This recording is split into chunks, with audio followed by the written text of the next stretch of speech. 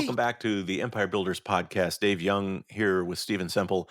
And Stephen just told me that we're going to talk about the travel website called Kayak. I don't know their story. The name rings a bell, but I think over the years I've shied away from most travel websites. Honestly, most of the travel I do is to go visit a client somewhere. So I go right to an airline site and just find my ticket. So tell me about Kayak. Well, Kayak is a travel website that was started by Paul English and Steve Hafner in 2004.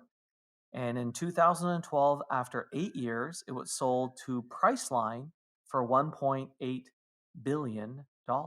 Ooh, a nice cash out for those guys. Yeah. Yeah, they did very, very well. And here's the funny thing when they launched, they got a whole pile of hate mail from kayak enthusiasts who hated the fact that they called it kayak. Because now all of a sudden you can't find info about kayaks without reading about trips. Exactly. Exactly. So Paul grew up in a working class family in the south of Boston. He was one of seven kids who lived in a 3-bedroom house, so it was pretty tight quarters. Oh, yeah. His dad was a pipe fitter, and his mom was actually sick for much of his life. She had this muscle disorder, and he struggled in school. His grades were bad, but he did tests really well, which allowed him to nail admission tests to get into schools like Boston Latin, which was actually a really hard Mm, school to get into. So anytime there was a contest that had a test involved, he nailed it. I can relate to this guy. Yeah. I figured you could. That's why I had to share it. I'm like, oh, this sounds like Mr. Young. Uh-huh. Yeah, yeah. So in 1981, his mom buys a computer, a Commodore VIC 20. I had a Commodore VIC 20. I remember them. But he took it over and he learned how to code and he started creating a video game.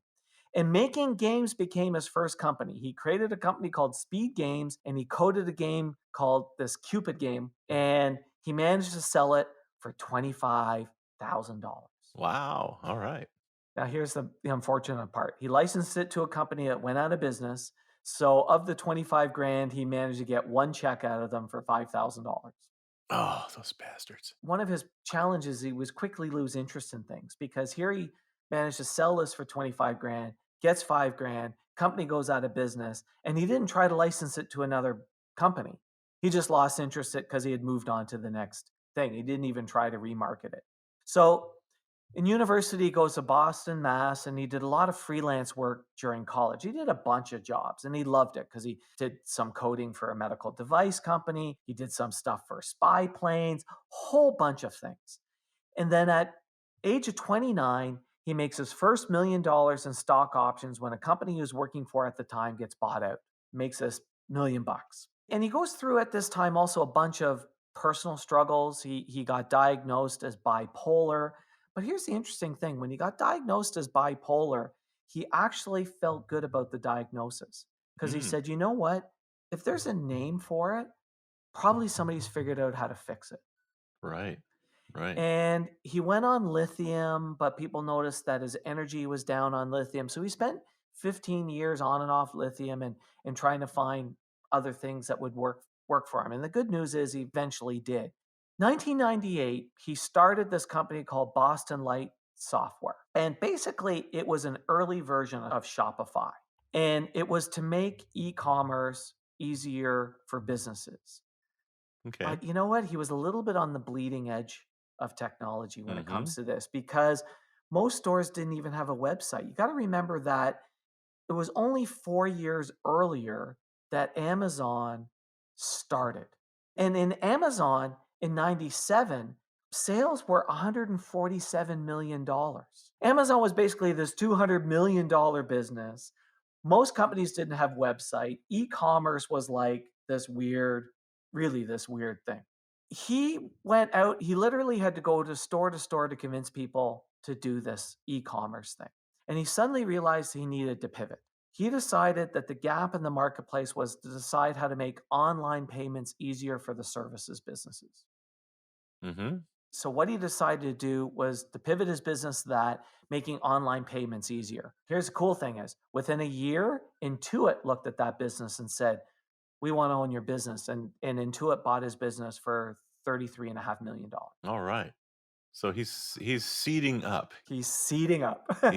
Now he's able to seed himself into another business. Sold the business for a million, sold the business for 33.5 million. Because Uh-huh. big companies saw what was coming regarding the internet and web services. Yeah. But he felt uncomfortable actually with the amount of money he made on it. He canceled a bunch of his options, gave extra to the engineers because he felt they didn't get as much as they deserved. Okay. Now, got to remember this. This is going to come back to help him in the future. At the time, his dad was ill. He liked selling into it. He liked the company. He was doing work for them, but he decided what he needed to do is leave for a little while and help take care of his dad. 2003, he comes back into the workforce and he joins a BC company called Greylock Partners. And through a series of things, he meets Steve Hafner. And Steve Hafner is the co-founder of Orbitz, Okay. which is a huge travel site, especially at the Yeah. time. And Steve's leaving because he had an idea for a different way of doing travel sites, and he needed a technology leader. So Steve and Paul meet for lunch, and he gives Paul the pitch that he wants to create a travel search engine that has everything from everyone else's site. So Okay. really, it's the first search engine that has things from other people's sites. And Paul thought this was brilliant because at the time, travel sites only sold stuff from their partners. So a travel site would go out and get a bunch of partners and sell their stuff.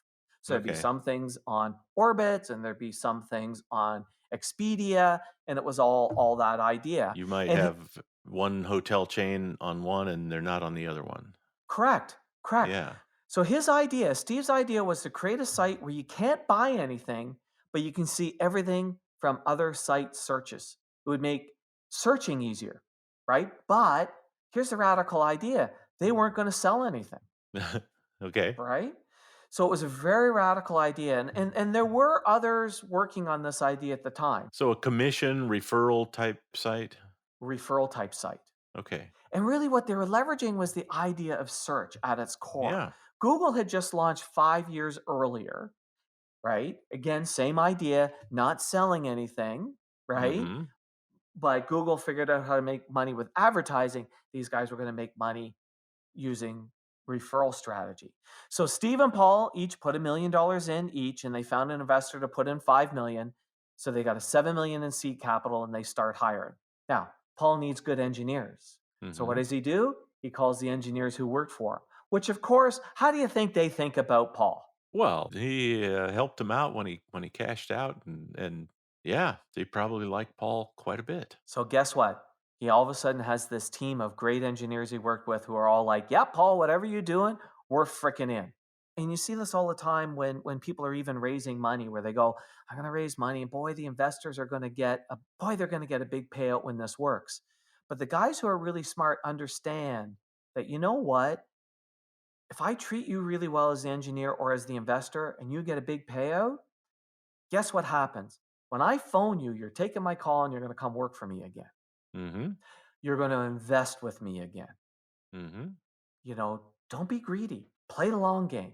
Treat people well. Stay tuned. We're going to wrap up this story and tell you how to apply this lesson to your business right after this. Man, I love that. What? Actually, they've all been good. What are you talking about? The ads at the beginning. Oh. Yeah, I wish I had ads like that. You can. I can? Yeah, book a starter session with Steven. Really? Uh-huh. That's the first step. To what? Getting great ads. You think I could have ads like that for my business? It's kind of boring. Absolutely. Plumbing isn't sexy, and we've heard great ads for them. You're right. So, gonna do it? Do what? Book a starter session. I guess so. Why not? Good. Can't wait to hear your ad in this podcast. Book your starter session on this podcast website. Just visit theempirebuilderspodcast.com and click on Get Started. Let's pick up our story where we left off, and trust me, you haven't missed a thing. He gets his great engineers with them. And one of the first things they need to do is come up with a name. So they hire a firm to create a list of names, and they land on the name Kayak. Here's one of the things Paul talks about is it's hard to take a word that means one thing and make it mean something else. That's actually very hard to do. Mm-hmm. But when you do it, it becomes really powerful. Amazon, Caterpillar. Apple. When you are actually able to do it, now it's a high risk game because sometimes you can't make it do it. But when you can make it do it, it's really super powerful. So they land on the name Kayak. On May 5th, 2004, they release a beta test. So they give it to a limited number of people to use. And Mhm. then in October of 2004, they do the public release. And again, this is a different model from other travel sites. It is they get paid a referral fee. Now, what they had to do was call up everyone to set up the deals. So it was literally, hey, Mr. Hilton, can we do referrals to you? Hey, and Uh-huh. it literally took them 2 years to set up all these referral deals. But remember, he had done this before. He had gone out, Yeah. pounded the payment, and done this before. So initially, they had no revenue and they're scraping sites without permission. Like they're going to Okay. the Hilton site, scraping it without permission. And they would run ads to attract traffic. Here was their business model. They would spend $1 to buy someone to bring it to the site, and they would get typically 20 cents for that visit. So they're paying $1 to get you and they're getting 20 cents worth of revenue. Now, most people would sit back and say, well, that's ridiculous. Also, a couple of things. Do you remember back in the days when you could actually buy traffic for $1? Could you imagine getting travel, and Yes, especially yeah. a high value keyword like travel? Could you imagine getting travel clicks today for $1? No, that's not gonna happen. I mean, those are $30 and $40 clicks today. But Yeah. anyway, they would buy traffic for $1, they would make 20 cents. So they were losing 80 cents. But here's what Paul's belief was. And this is what a lot of people get wrong when they look at businesses, especially businesses that are doing client acquisition and losing money in that client acquisition. Here's Paul's belief.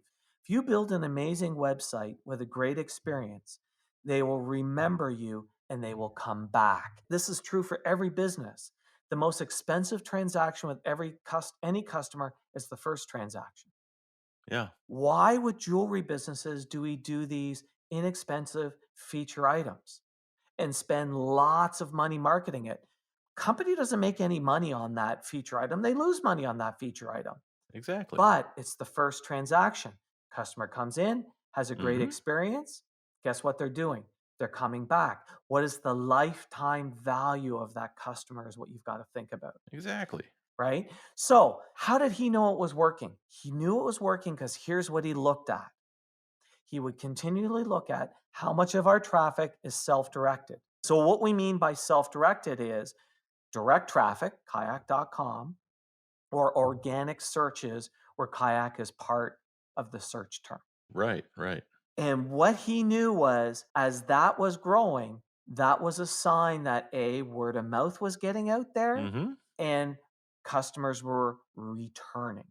You could look at the returning customers. And they Yeah. reached a point where 70% of their traffic was self-directed. That doesn't cost you anything. That doesn't cost you anything. Cost you to bring them the first time.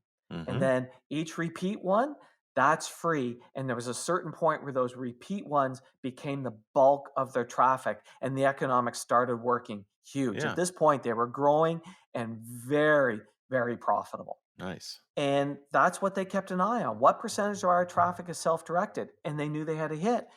And we do the same with our customers. When we run mass media campaigns, Mhm. one of the things that I look at on an ongoing basis is the website traffic. How much are we growing that direct search? Exactly. And that is a sign that it is working. We are bringing people into our universe. They'll tell their friends, they'll find us, it's working. At one point, here's one of the things they were really proud of. At one point, if you type the letter K in Google, the first word that came up was kayak. Nice. Yeah. That is how big they became in terms of the world at search. And then in July of 2012, they went public at a valuation of $1 billion. So they took the company public for $1 billion. And at the end of that year, Priceline came along and bought them for $1.8 billion. Does it still exist or did Priceline just roll it in?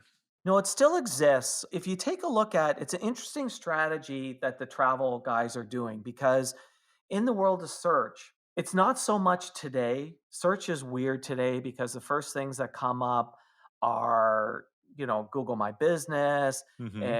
and keywords. Your organic traffic happens now in search, really down at the bottom. Yeah. Google has pushed it down and down and down. It used to be opposite of that. It used to be your search results came up at the top, right? few Yeah. years ago. And you would have basically the first page would be 10. And no company, it was very difficult for any company to control all 10 of those spaces. So what would happen is you would have a company would own multiple companies, like Expedia was Expedia and Travelocity and hotels.com and. Mm. So basically what would happen is the whole idea is you would try to have as many of your properties controlling page one. Yeah. Right. So it's the same. So they're all doing the same thing of having these multiple companies and advertising and promoting all of them to try to squeeze everyone out. That strategy is not as powerful today as it would have been three, four Sure. years ago. Yeah. But the real lesson here is that the most expensive transaction is always that first transaction. And you can't necessarily measure the value of a campaign on I did this thing, I did this promotion, and I Mhm. got an ROI on the first one. Now, if you get that, that's great. But for a lot of businesses, you've got to look at what is the lifetime value of your customer, even if you've just got to guess what it is. You may or may not know what it is. Some businesses do, some don't. But what is the average lifetime value of a customer? And that can tell you what you're able to pay to acquire a customer. Yeah. And you may run a campaign such as a feature item campaign that loses money but acquires new customers. And then Mhm. it's your job to make sure you give those customers a great experience so that they come back and they do future purchases. Now, there's other strategic reasons why you do feature items as well, but just as an idea. And I think not enough businesses keep an eye on what's happening in terms of their website search. Mhm. What I'm amazed at the number of times I meet with businesses and one of the first things we do is get access to Google Analytics and start sharing them some things around their website search. And they've not been looking at that. How much return business traffic are they getting? How much direct traffic are they getting? A lot of those things are good indications of what's going on with your business out there in the marketplace. Absolutely. And especially if you've got a web developer that is also doing your pay per click and that kind of marketing, they're not going to share that kind of stuff with you, right? If they do, they're not going to put it in the right context. Yeah, and in fact, many of them control the data, which is a whole other Yeah. topic. Don't get me started. Yeah. Absolutely. I think it's one of those things that not enough businesses think about. What is the lifetime value? And look, I also know there's some customers that maybe the only sale they'll get is one because they sell very expensive things, but most Mhm. businesses, customers come back. So what is that lifetime value of a customer, and then what are you prepared to spend to acquire new customers? Yeah. Absolutely. Cool story. What's the kayak guy doing now? He's an interesting guy. He starts a lot of businesses. His goal is to start 2 or 3 businesses every year. Nice. So he I gets them like it. started and he grows them to a certain stage, and then he hands them off to somebody, and then he goes on to the next thing, and that's kind of what he's doing. Well, and I'll give him a hand, like for working with his neurodivergency as opposed to against it, Yes. Yes. right? If he knows that he's always going to be engaged by something new and different, then that's the best course of action for him. And that's where he brings the value. That's awesome. Great story. Thank you for sharing that, Stephen. All right. Awesome. Thanks, David. Thanks for listening to the podcast. Please share us, subscribe on your favorite podcast app, and leave us a big, fat, juicy 5-star rating and review.